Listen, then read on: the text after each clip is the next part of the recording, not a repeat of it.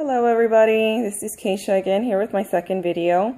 I decided to talk about a bit of a more serious topic this time. I already know that I'm probably going to get a lot of heat for this one. I already have on Facebook for reposting a picture of a girl holding a poster who says that her rapist doesn't know that he is a rapist.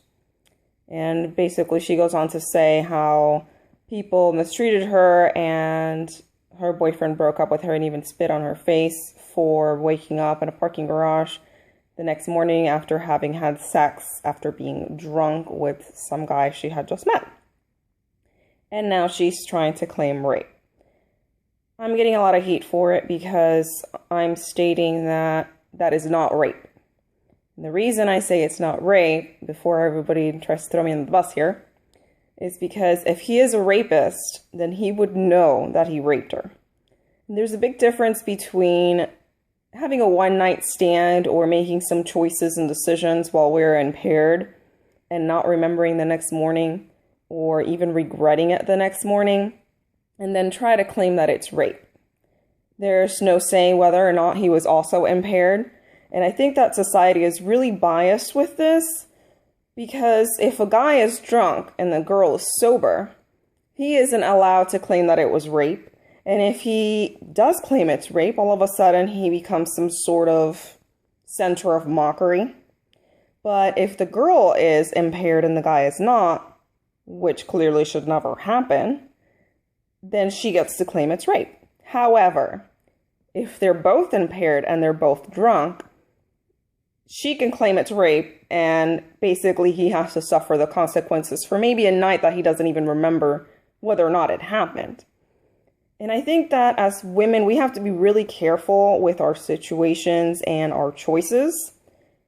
I personally try not to put myself in a situation where I'm going to regret my decisions later on, or that I can be led to do something that I might not like myself so much for the next morning. I'm not trying to judge her. I'm trying to get her to be aware of her choice for words. And I think it's more a problem of how people addressed her after the situation rather than what actually happened. Calling somebody a rapist when you weren't forced, now there's no saying on what she posted there, that he had drugged her, that he forced her to drink, that there was any sort of struggle. And if that's the case, you calling someone a rapist can basically ruin their entire lives for something that you don't even know whether or not you consented to in the first place. If you're both drunk and you say yes, how is he to say that you don't want what you just told him you do? And that's how I feel that we have to be a bit of more responsible adults in general, and really think before we make our choices, because she could essentially be destroying this guy's life over a night that she might have said yes to.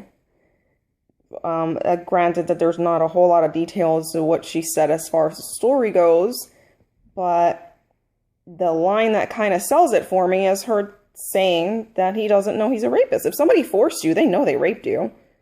And society is biased towards two things. They try to treat women like they're these fragile little things. We know that we're the ones that are at risk, and we have to take the necessary steps to protect ourselves, because in a perfect world, guys would see a drunk girl and, take her home and take care of her. But that's not the world that we live in. And knowing this, it is our job to defend ourselves, because if nobody else is going to defend us, then who's going to stand up for us? We have to do it ourselves.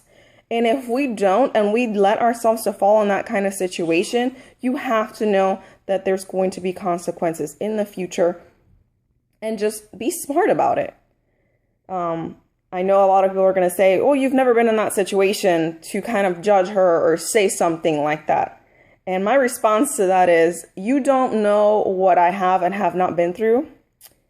And unless you know what I have been through, I would actually keep those kinds of comments to yourselves, because I have actually been through worse of a situation and not giving consent.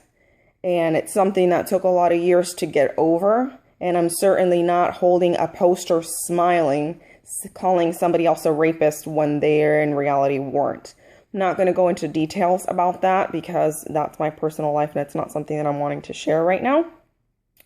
But I just want you all to know to understand where I'm coming from and why I'm saying this.